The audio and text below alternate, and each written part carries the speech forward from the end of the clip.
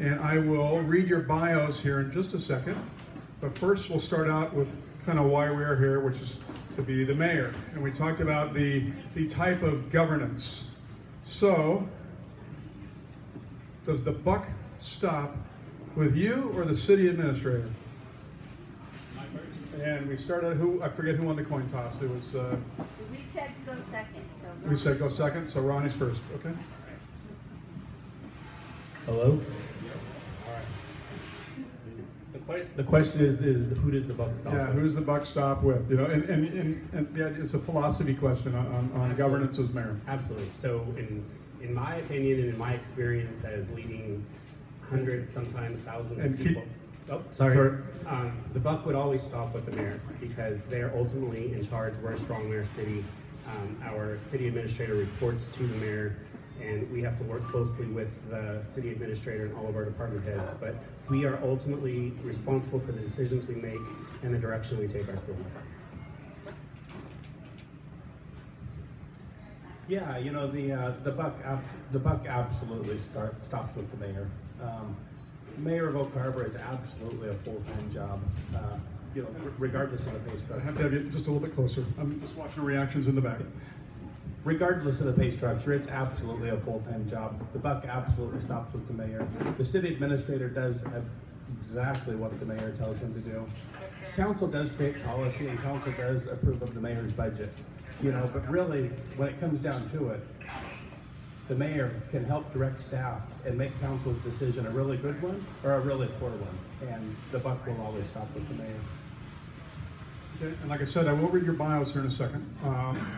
So I did reach out to several previous mayors, Jim Slowick, Patty Cohen, and I have huge respect for all the individuals, to include Bob. I've worked with all of them, and to include also Al Cucci. So as part of my preparations, I reached out. Mayor Patty Cohen gave me this statement. She says, regarding her term as mayor of office of mayor as one of her greatest honors, she has never taken for granted what a privilege it was to serve and represent the citizens of Oak Harbor. So provided with that bit of a vision statement in reference to all the mayors, who would you emulate in your leadership style or vision? And I only get to pick one. You know, the person I've always had the most success emulating and imitated in life has been myself. You know, what type of leader am I? I'm the type of leader that I've been for the last 15 plus years. You know, but with respect to that question, you know, and all four of those mayors, you know, fortunately they had previous elected experience. All four of those mayors did some things really well. And, you know, surely they fell short of their own self-stated goals at certain points. And it's all of our job as a community to learn from those mistakes and to learn from the things they did right. All four of those are wonderful people, in my opinion. You know, but which one would I emulate the most to answer the question? You know, Mayor Cohen, still to this day, is available. You know, she has always been available to the people and always, you know, was a fervent advocate and supporter of the community and was always available. So out of those, I would have to go with Mayor Cohen, but I must say our current mayor has helped us assemble an incredible staff at City Hall. Okay. Again, please. I know you guys are not, neither one of you soft spoken, so I'm watching the reactions, and there's just a sweet spot on this mic. So same question, who would you emulate? And I forgot to mention Mayor Dudley as a possible example as well earlier. All right, so I think I have a similar answer to what Shane is saying about I don't really emulate any one person. I have always been a person that looks at people's strengths, and I try to build off of those strengths in my own way and form my own vision. I've been very successful in that way in working with people and letting them see that sometimes when there are things that you bring in from them and you bring it in and pull it forward or push it forward in a more visionary way, you also have their buy-in and they feel like they're part of the process. And that's very important when you're a leader and you're leading people. So with respect to any one person, I have studied all of the folks that you talked about. And as Shane said as well, I think that all of them brought different strengths in different areas of the city government. So I don't really have one particular favorite over another, if that's okay. Sure. Okay. I think Since you're last, you get to go first on this one. So, it's a quick answer, 30 seconds. What drove you, each of you, to seek the office of Oak Harbor Mayor? I put my name in the hat to run for mayor of Oak Harbor because I care about this community immensely. I've lived here for 27 years. I own a very successful business in this community. I own a home in this community. 4 years ago, I went through a very tragic period of time in my life with my wife, what she went through with her medical condition, and this community rallied around me when I was the president of the Chamber of Commerce. And it showed me that this was more than a place that I live. This was a community that cares about we care about one another, and we look out for one another. And I want to pay that back to this community as the mayor, the next mayor of this town. That's, we'll give Shane 40 seconds. I didn't want to cut you off. I wanted the message. The reason I'm running is I just have a lifelong, undying love for Oak Harbor. Moved here July 12th, 1999, and instantly fell in love with this place. I want Oak Harbor to be what it once was. There's been a lot that we've lost over these last 24 years that I've been here. We want Oak Harbor back. I want to continue fervently representing and advocating for the community. When we're out at all these community events, ribbon cuttings or festivals, etc., every event you can think of, the people of Oak Harbor, they just want to be heard, and they're so grateful that they're finally being heard. It's finally happening. Their voice is finally being restored. Okay. Good. Okay, now I'll read your biographies. So so then you each get a minute to talk about how great you are. Okay. So Shane. Candidate Shane is currently a member of the City Council Position 5. He was elected Commissioner of the North Whidbey Pool Parks and Rec District, holding every position. 2 decades of construction experience, or he has 2 decades of construction experience in both the public and private sector.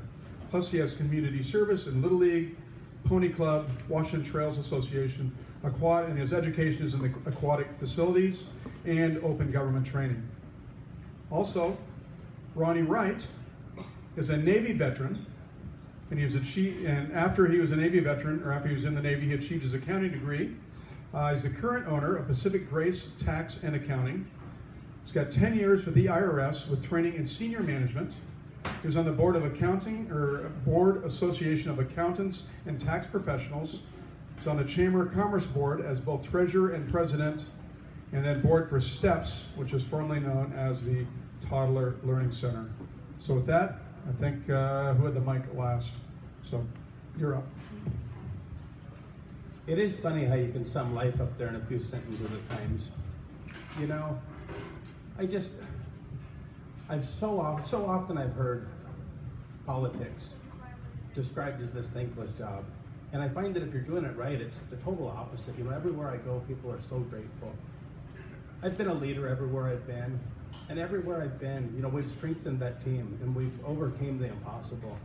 At the North Whidbey Pool Park and Recreation District, for instance, with reopening that pool, it took 1,000 members in this community or more, and thousands upon thousands of votes on that. We're better together, and I think that's how you lead. And I don't think we need to go into the biography further because it's about the people. Okay. Fine.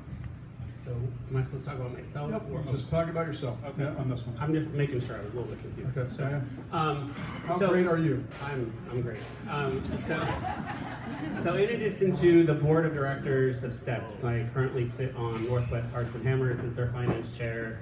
I sit on the board of directors for, I'm drawing a blank right now, sorry. Oh, the Oak Harbor Creative Arts Foundation, finance chair.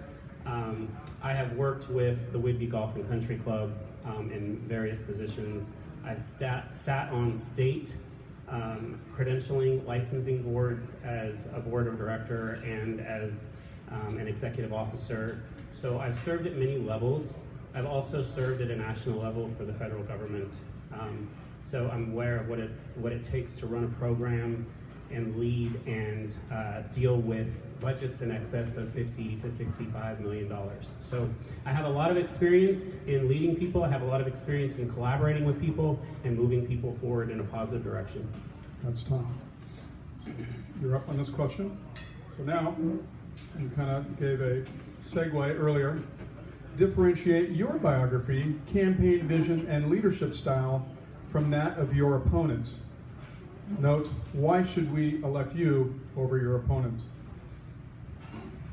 There's one clear difference that we will draw between myself and my opponent, and that is education and experience.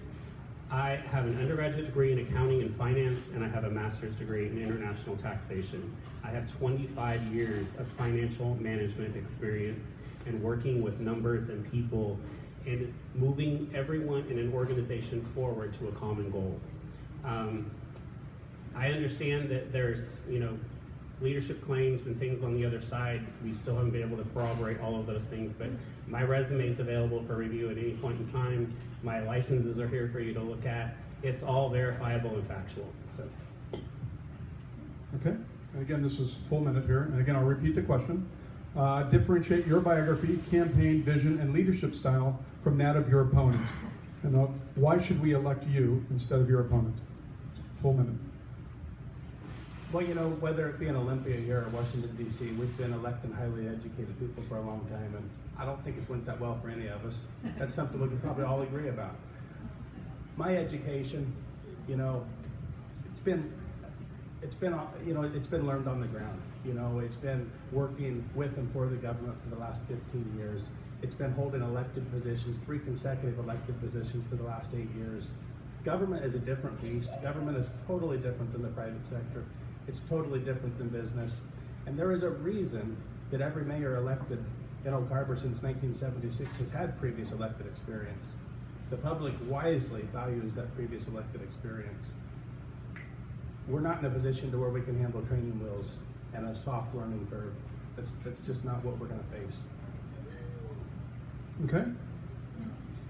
And Shane, you start on this one. This question will have a rebuttal. Please describe your respective endorsements and testimonials. This question was provided to both candidates.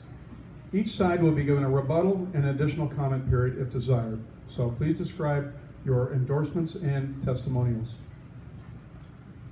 Love this question here. Endorsements are always a plenty, and the ultimate endorsement, I guess, is when you get that vote cast for you on election day. But the testimonials, when somebody testifies, I know this to be true about this person's character. I know this to be true about this person's work ethic. Most of my testimonials are from local people, business owners, just regular everyday people, doctors, lawyers, teachers, policemen, firefighters, you name it. I mean, one of them here, it says, Shane's style of leadership is what the city needs. He has spent many years gaining experience and knowledge that will make him an excellent mayor of Oak Harbor. That's from T.J. Lamont, North Whidbey Fire Commissioner, known T.J. for 24 years. A lot of those testimonials, whether they be from former council members or current council members, those are important and they're local. But partnerships afar also matter. So to have the International Association of Firefighters over in Everett recognize what we've done here, or to have a mayor in Clearfield City, Utah, recognize how hard I'm fighting for the city of Oak Harbor, to have partners away that will fight for you and go to bat for your community as well. We're better together, and that's true here and afar. Okay. Yep. Please describe your respective endorsements and testimonials. Each side will also be given a rebuttal or additional comment period if desired. So I didn't ask people to write testimonials. People offered, but I didn't feel it was necessary. But we did accept endorsements from folks. And one of the things that I'm most proud of is I think if you go to our list of endorsements on our website at RonnieWrightForMayor.com, we have essentially every business leader in this community or business owner in this community endorsing this campaign because they know how important it is for me to be elected the next mayor of Oak Harbor. It speaks volumes to the trust and the confidence that they have in me to lead our community forward.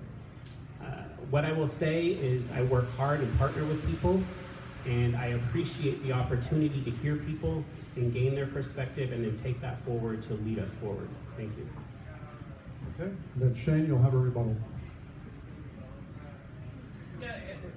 And I would rebut that with every business owner, or nearly every business owner. Does that include Jackie in Orlando? Does that include Carmen Landry at State Farm? There's more businesses in town than you have endorsements, period. You've got endorsements in Idaho, Hawaii, but that's not listed on there that they live in Hawaii, that they live in Idaho. My International Association of Firefighters very clearly said I-66 in 2 places where I was assailed and brutalized online by your campaign people, called deceptive. I was told when I was coming in here that your dog was one of your endorsements. I don't know if that's true, but if it is, God bless you, because I love dogs. So anywho, that's my rebuttal. Yep, you got, yeah, both sides. So That's why the coin toss was so Oh, gotcha. important. Okay, gotcha. So the endorsement from Hawaii that he's talking about, that's our former executive director of our Chamber of Commerce. So I think that she has a lot of insight and value into what our community is and what our community needs. So, I mean, that's completely ridiculous to even say that. I mean, he knows that too. I hope he knows who the former Chamber of Commerce executive director was. With respect to I don't know who you're referring to, Shane. So, I mean, but it doesn't matter. I mean, you had your time, I'm taking my time. What I will tell you is, I still stand by what I say, and we can go, he does have business endorsements. I didn't say I had every single business endorsement. I said I have most of the businesses in this community. Every business leader in this community supports us and backs us. Okay. Each of you have a campaign slogan. So 30 seconds to say, what is your slogan and what does it mean in a concise terms? Experience and integrity, something that's been intact this entire 5 months of this campaign. I mean, it's a proven track record, what I've done, what I've accomplished, and where I am in life. I built a practice that was on Midway. I bought a building on 20. It's grown 300%. I have clients in Singapore, Russia, and other countries that we deal with and we work with right out of my office in Oak Harbor. I bring that into our community, the revenues, the tax dollars.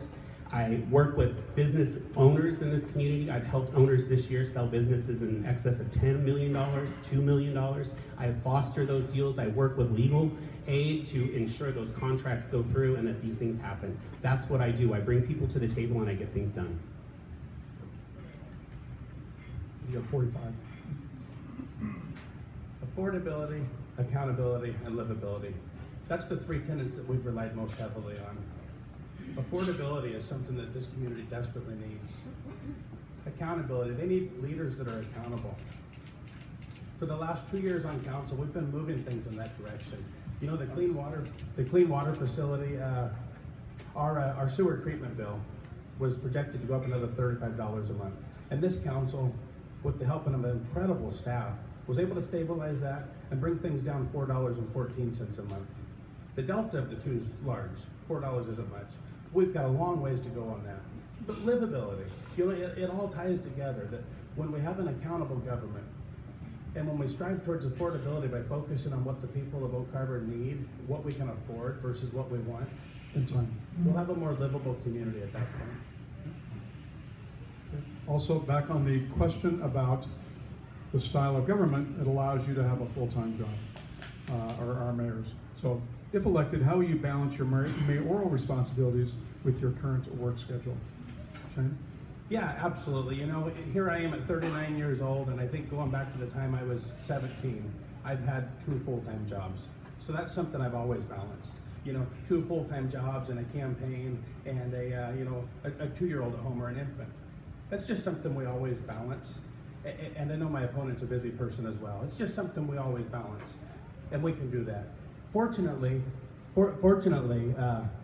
my employment is open 7 days a week. You know, we're open 15 hours a day, so it really allows for that balance. And you know, yes, there's a lot of 1 a.m. phone calls to fix stuff, for instance, but the balance actually works very well, and really looking forward to it. So for me, this is easy. I have a team of professional people that work in my firm, and I have the utmost and complete faith and trust in them. I have also hired additional staff in anticipation of winning this election, so that when I become mayor, they will be able to backfill my duties, and I will have less responsibilities in the firm. I will still be present, I will still work in the firm, but I will be able to be present and at the city where I'm needed as well. Okay. So this essentially has one question with 3 parts. So a little more than a minute on this one, but your choice. So Local media has recently covered various conflict and turmoil within city government. What do you feel might need to be corrected with our city, and what will you do to change it? How will you work in partnership or during possible conflict with the city council? And if elected, will you direct any personnel changes within the city staff? So with that, Yeah, great. Those are great questions. So first off, I'm not sure of what turmoil that you're referring to. I know in recent years there were, but I think the last year and a half or 2 years, there have been a lot better working relationships within city council. They've gotten a lot of things done. Things are going really well, I think. So with respect to working with everyone though, I mean, I think that we would, I'm a professional. I work with people every day that I don't necessarily care for sometimes. So it's just a fact of life. That's what we do, right? But you just have to be professional, treat people with respect people's opinions. It doesn't mean you always have to agree. You can agree to disagree. You just have to do it in a respectful, tactful, and meaningful way. Again, working together, I don't think that will be a problem because it's not a problem now. So I don't see anything else. And what was the third tier to that question? Sorry. if elected, will you direct any changes within city staff? I have no intentions of going in there and making changes, sweeping changes. I think what the prudent thing to do and the responsible thing to do as a leader and as somebody who is moving into a new position, and what I've done in the past is you go in, you assess the situation, you see what's going on, you look for areas where improvements can be made, you make recommendations, you try to make improvements. If there are deficiencies, then you start taking action and you making concrete changes. But that isn't something I would just go in and start sweepingly doing, no. Okay. Do you need me to repeat anything? Okay. All right. So a minute and a half. Ronnie's right about one thing. We really have righted the ship at City Council over this last 2 years. The city right now has one of the greatest staffs I think we've ever had. They are incredible. So it's heartening to hear that there are no major changes on the table, or pre-assumed changes. The turmoil, boy, it was a plenty. It was a plenty. I would assume that the newspaper's been a little bored with this the last 2 years, probably making it a little harder to circulate papers. So there's got to be somebody else out there that'll help with that. It's not going to be the city. We're going to keep things going the right direction.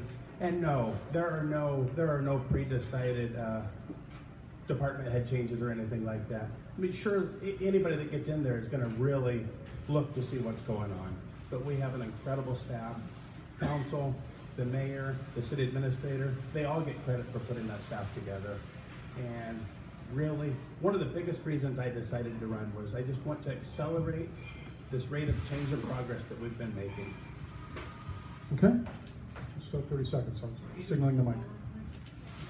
Okay. If I could get somebody maybe to ask Orlando's for 3 cups of water. I've ran out. I'm sure Shane might want some, and Ronnie's ran out. So next statement with a question. As stated earlier, the Navy is our primary economic driver. After the 1991 BRAC scare, the elected community and business leaders studied economic alternatives for over a decade. One of the few successes was a 120-person waste management call center brought to Oak Harbor, in part due to efforts by then Chamber Executive Director Jill Johnson. It closed after 6 years. Apart from that, very few viable economic alternatives have even remotely came to the surface. We determined after that decade of study that we are a Navy town. This underscores the importance of Team Whitby and the Navy-based relationship spearheaded by the mayor. How will you continue to foster this relationship and possibly improve upon it? Absolutely. Back in March when we went to Washington, D.C., one of the connections I made there was Mayor Mark Shepard from Clearfield City, Utah. He's on the Military Communities Council. And we worked together there on some of that. And Mark went ahead and reached out and gave me a testimonial. Just that he was incredibly impressed with how hard we were representing the community here. I remember here a couple days ago, was talking with Captain Hanks and thanking him for being such a good neighbor. And he's like, I appreciate that, but we're a partner, we're one community. And I truly believe that's the case. That we are better together. when we were at the Pentagon there, we asked a lot of tough questions, and we were asked a lot of tough questions. And as we were leaving there, Councilmember Wiesner said, you know, Shane, he's like, we've been coming back here 20 years, and I think this is the first time we've ever asked some of these tough questions. We have a great working relationship, and there are a lot of things we're going to be working together on here in the very near future. Okay. And 60 seconds. Okay. So I am a Navy veteran, as has been previously told to all of you and is on my website and I have spoken to. I know the Navy very well. I speak their language. I work with them. I've worked with them. I continue to work with them in my practice. I too have sat down with Captain Hanks, had conversations, and I am very confident that he is confident in my abilities and working with me and partnering with me and our community to ensure that we have a very successful relationship going forward. So I have no concerns, and I will continue to make sure that the Navy is one of our biggest priorities in our community. Okay. I have a follow-on question for the same topic. This question was phoned in almost literally just an hour before this forum by Mayor Patty Cohen. She states that the base has survived 2 base closure events, not just 91, there's been BRAC, and there's even been what's called in the business soft BRAC, where the Navy proposes to move squadrons, and there goes a significant portion of our revenue stream or our business community people. So the base has survived 2 base closure events apart from the mayor's relationship. So apart from the mayor's relationship, this is subtly different than the previous question, what is the city's role should we have a future similar situation? Well, again, I think it's making sure that we do our part in stressing how important the base is to our community. One of those things is there is a task force that our current mayor, Bob Severin, sits on. He's already met with me and asked me to be a part of that task force going forward. So those are the things that are done behind the scenes that aren't out in the city's forefront, that make sure that there's a long-standing in our community. We also need to make sure that we're fostering our relationship with our Navy League and working with all of our partners to exemplify the importance of the military to our community. It would be devastating if we didn't have our base on this island. A shameful minute. That relationship is a very important one, and it's not just the mayor's job to ensure that's a great relationship. It's the job of staff, it's the job of council, it's the job of all of you. And I think everybody out here does a great job being a good neighbor to the military. You know, that's what brought a lot of us here for sure. We know how important the military is to us, and I think they know that as well. We need to continue to show them how important we are to them, and we need to activate our community, and we need to make life a little better for their members that are here. Oh my God. Okay. So that's really where it's at. You know, right now, you know, if any of the sailors go out in town for a drink at nighttime, they don't even have a way to get home. You know, there's no real Uber or Lyft service here. That's something the city needs to activate. There's no real gathering place in town. You know, that civic center or that community center or that recreation center, it's so important. You know, a lot of us in this room here, we were at a Save a Life event at the high school a couple weeks ago. And it was, you know, dealing with the San Diego Veterans Coalition and the CMVR and how to help veterans reintegrate. We have to show that we're a good fit for them as well. Okay. And just I mentioned Bob Severance. Bob Severance, even though he's a public figure, him, Jim Slowick, Al Cucci over the years, they've all worked behind the scenes and have been some of the hardest working people in our community to ensure the success of our community and our business community. So, next question. Here's a couple visuals. And what it is this is taken from the Oak Harbor Demographics Report published in July of 23, so just a couple months ago. This gets into the age demographic that I was talking about earlier, where the median age is 31. So what I have is, see the visual. Our median age, that means just like a highway, 50% is on one side of the median, 50% is on the other side of the median, for those who are not stat majors. This has many implications and distortions for workforce development and affordable housing, childcare, countywide tax burdens, and business incentives, goods and services provided by both government and business and government. In addition to age 31, all of these young people, our business community, and retirees have considerable ethnic diversity. As stated earlier, we are one of the most ethnically diverse communities in the state of Washington, and 25% of our community are veterans. So when you look at that, and I have this visual here kind of for the audience. JJ promised me he would zoom in. So as soon as you go below the Zylstra-Dixie line, Zylstra Road, young people get vanishingly small.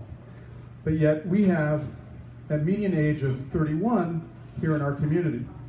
So how do you feel when we talk, so how will your term as mayor meet the needs of these demographics for government services, business development, veterans affairs, and future capital improvement projects? So when we talk about those city or those civic type of projects for recreation. So what would be your vision to address this huge disparity in age as respect to the rest of the county?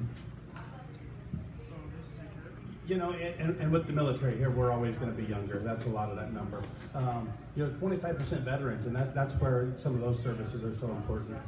You know, unless we continue to make our community more affordable and more livable, those young people that aren't here because of the military are going to continue dropping off, just like the rest of the county. But it's really just doubling down on getting the critical infrastructure where we need it to be, to invest in new technologies, hiring the economic development coordinator that we did to focus on intentional economic development. That's a top goal of this council. By representing the needs of the community, and we have to continue to go out and see what they need us to do.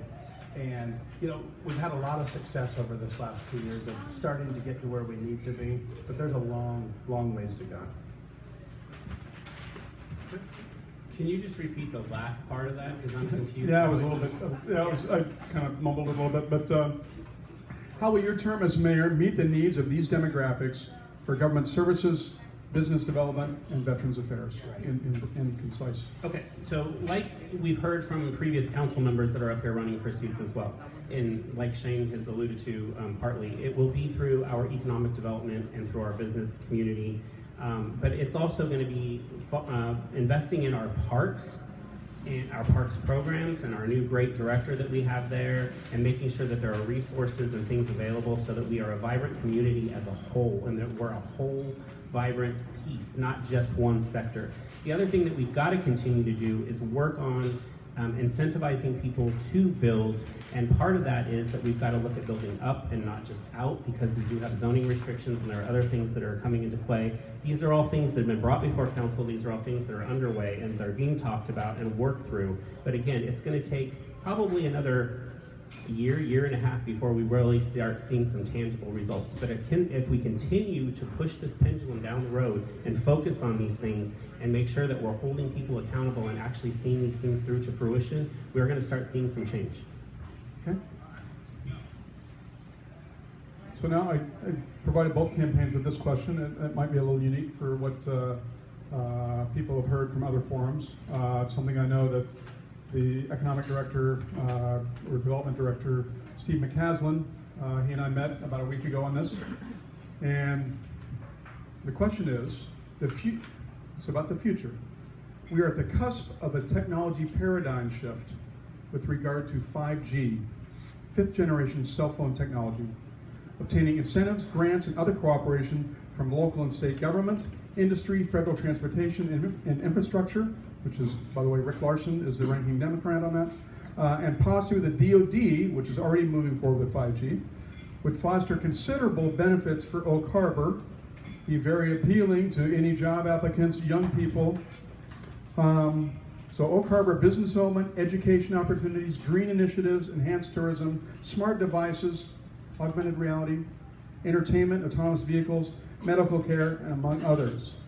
To not maintain pace is to be left behind and to descend in the relative rural backwater, and that's the story of being rural, as we're always technology backwaters, is descend in that backwater of tin cans and strings. No joke. And even if we invest in 5G, it's still just a step for 6G. So how can Oak Harbor take advantage of the 5G aspects which enhance areas of high population and device density? And just without getting too technical, the way 5G works, there's several different bands, and one of them is high band, which is tailored for high population density and high device density, which means it has to be, it's very short range, must be on every telephone pole, building, corners, even stoplights. So it's something that requires significant investment by the city to do.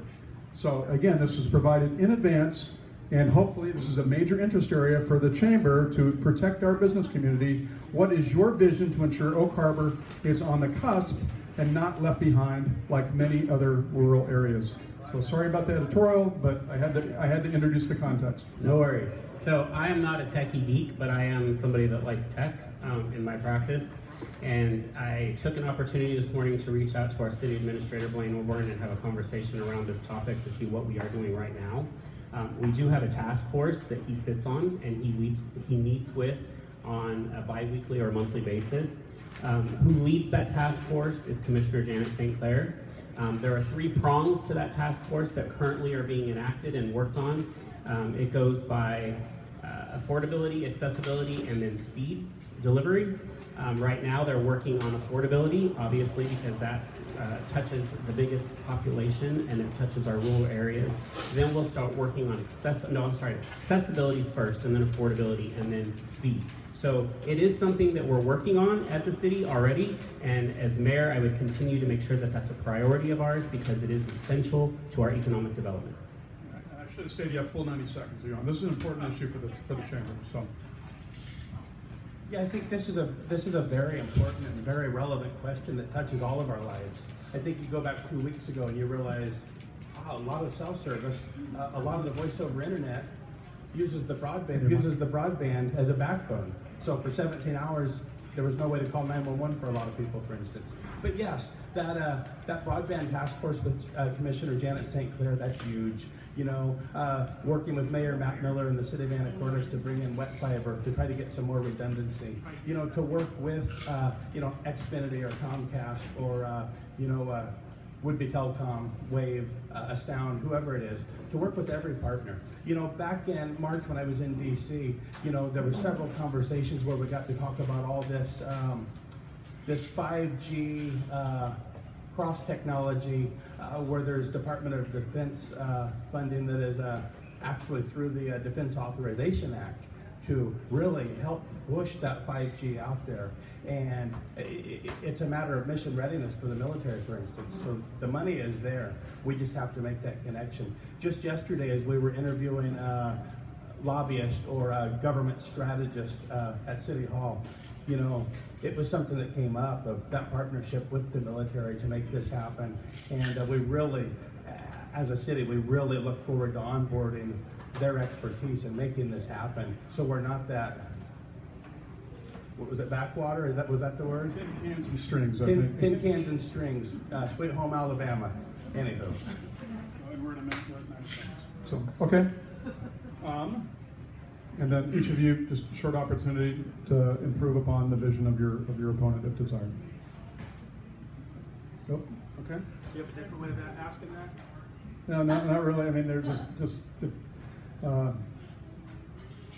if you want to improve on it, if you didn't like what the other one said, or you think, hey, this is left out. I mean, or both of you can pitch in together and say, because like I said, this is something that is a job creator for all of Whidbey Island if adopted. It's absolutely a job creator. Something like the call center that you mentioned. Getting this done opens the door for so many other businesses like this. So I agree. I just don't think that there's anything more we can add. We're in agreement that this, I believe too, after speaking with the city administrator this morning and also having a conversation with the current mayor, I believe that this is something that is a high priority of ours. It is something that's being worked on. But again, we're not going to be able to give you a tangible answer and a definitive timeline for this. Again, government doesn't work that way, as you well know, Steve. So, but it is something that is a high priority, and it's something that I think that will continue to be a priority for whoever is elected mayor. So, Okay, and then Steve Bristow's timeline, it'll take about 5 years to do this, so it's something that happens. And then 6G is coming 3 years after that. So this is just steps to 6G that we would be doing, just to stay ahead of, Seattle, I guess. So, We definitely need to take a more proactive approach, yes. okay. Some of these questions you've seen before here earlier tonight, but Go ahead, sorry. but two predominant signatures of civilization are art and sewage treatment.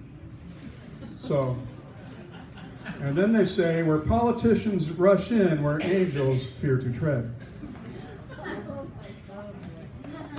As stated to each mayor's campaign, we will not delve into the angel.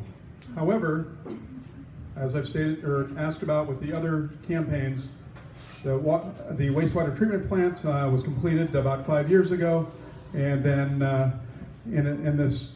it was designed to accommodate NAS Whidbey wastewater.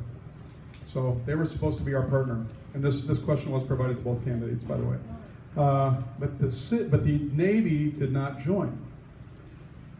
Oak Harbor plant uses something called MBR, which is a membrane technology which releases at the highest quality level of effluent possible. So we have a good system. The Navy uses a much older thing that is becoming rapidly out of date, just situated just to the east of Oak Harbor.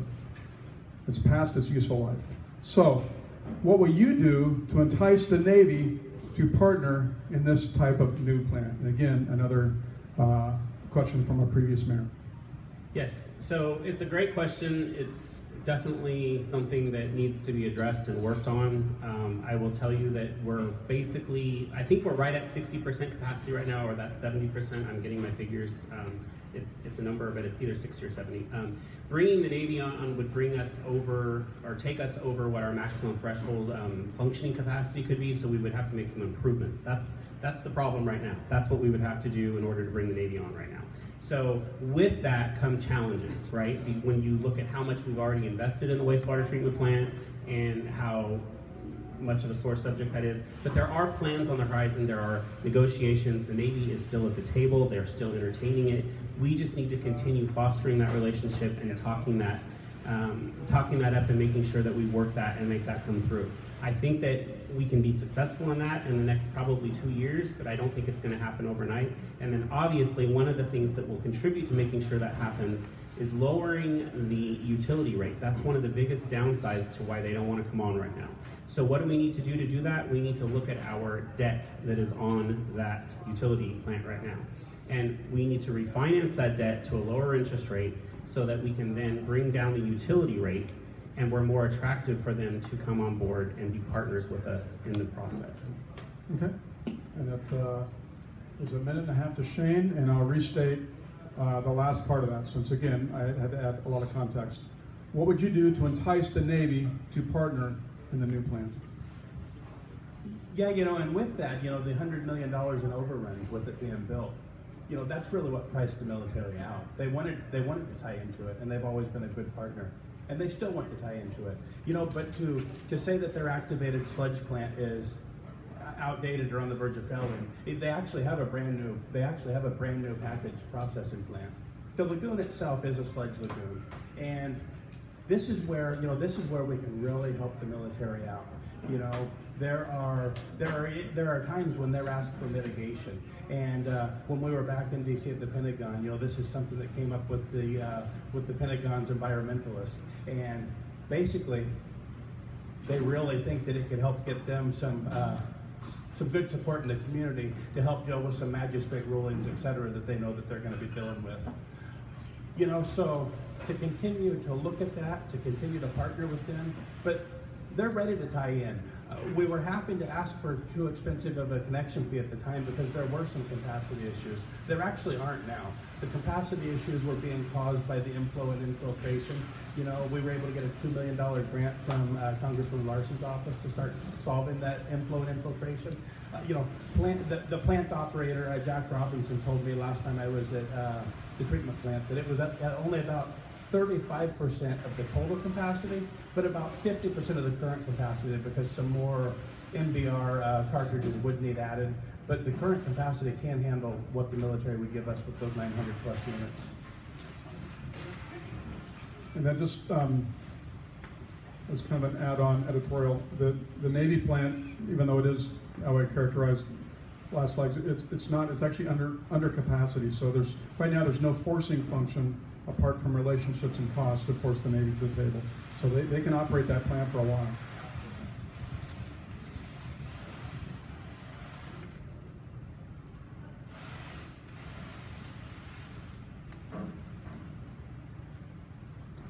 So we talked about the marina. Everybody has boardwalks. Everybody has restaurants. Everybody can pull boats right up to the even little Coopville can pull a boat right up and walk downtown and get an ice cream. You go down to Anacortes or Friday Harbor. Those are all primary economic drivers. I believe each of you has some vision for that.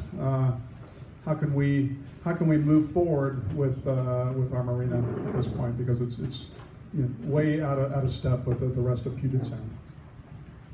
Right now, at this point, the battle is just to keep it operational. I was on the American Rescue and ARPA, on the American Rescue Plan Act, that funding from Congress. I was on that committee, and we were able to take $300,000 from that and invest it in a required feasibility study for dredging, so we can apply for grant funding and so we can apply for bonds to get that dredged. It'll be dredged in the next couple of years, but it's going to be expensive. I mean, we're talking $10 million at least just to dredge it, and that doesn't deal with the crumbling infrastructure. So back to interviewing the strategists, the government strategists at City Hall. We're going to be hiring a strategist. Council and staff will be hiring a strategist to help us go out and get that money. It is incredibly economically vital to our community. The marina is. Getting a visitor dock right off here so people don't have to walk a mile and a half round trip just to get to a store. At that point, those businesses down on Pioneer that were closed, they would be open. Business would be booming. So the vision is to make it what it should be. Think Cap Sandy Marina and Anacortes.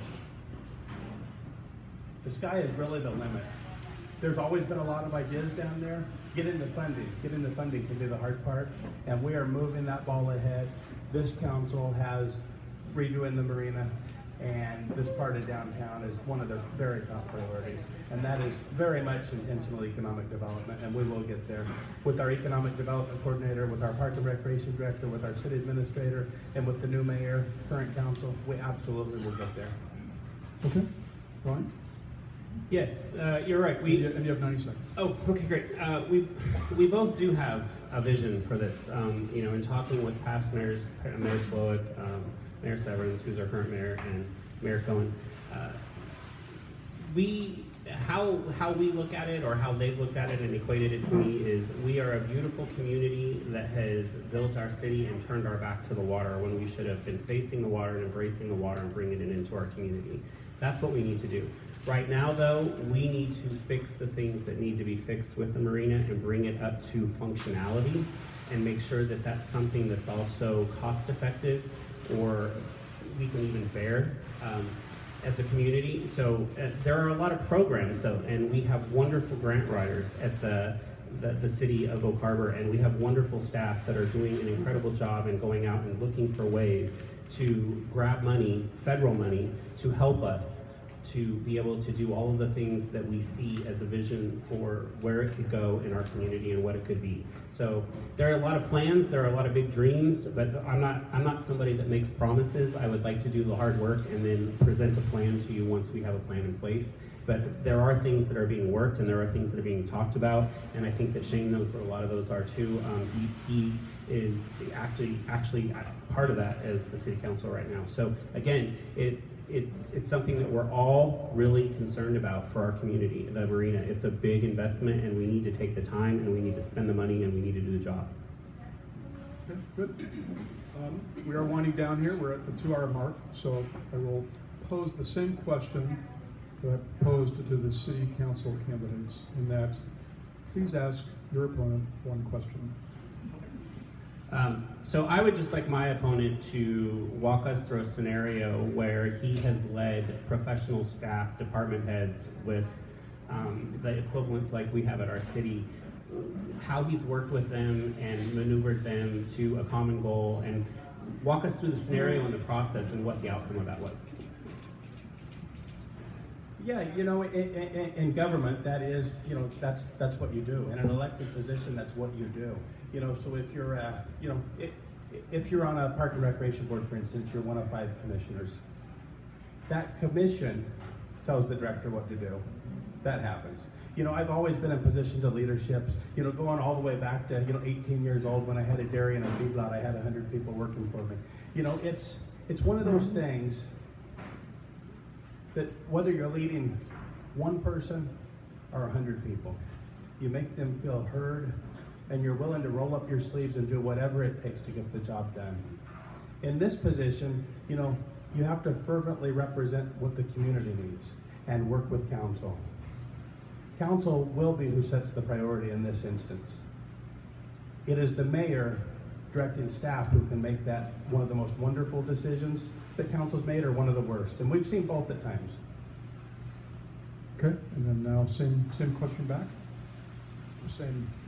Same scenario back, I guess, if you will. As an ask a question. I've heard enough.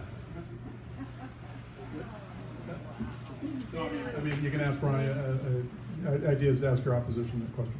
Yeah, you know, I mean, sure. You know, there's a lot of things I would like to ask, but Ronnie, I'll just ask this. And I would assume this is something that you can hit as well. Why do you want to be mayor? So, yeah, thank you. So, like I've already stated, 4 years ago, I went through a very difficult period of time in my life, and this community rallied around me. And I fell in love with this community at that point in time. Not that I didn't already love it, but I really grew to develop a deeper and fonder respect and love for the people in this community and the love that they showed me. So it's time that I give that back. I know I've done that in so many ways already with the people that I've worked with in nonprofits and different businesses in that way, but it's time for me to give back in a much deeper way of myself, and I'm excited to do that. So. Okay, and then like the city council candidates, what's the best way that voters can find out more about you? RonnieWrightForMayor.com, Facebook, I hate it, but go there too. Yeah, just keep reaching out, keep asking me questions. You know, when you see me out at these community events, you know, whether it be a ribbon cutting or a festival, walking down the street, the grocery store, at work, just keep reaching out, keep asking the questions. Sure, you can go to ShaneHoffmeyer.com, you know, send me an email, send me a text message. I'll be sure to get back to you quickly. You know, go to my Facebook page, Shane Hoffmeyer. It's all pretty easy, small town, happy to answer any question, and just really, truly want to thank everybody for being here tonight.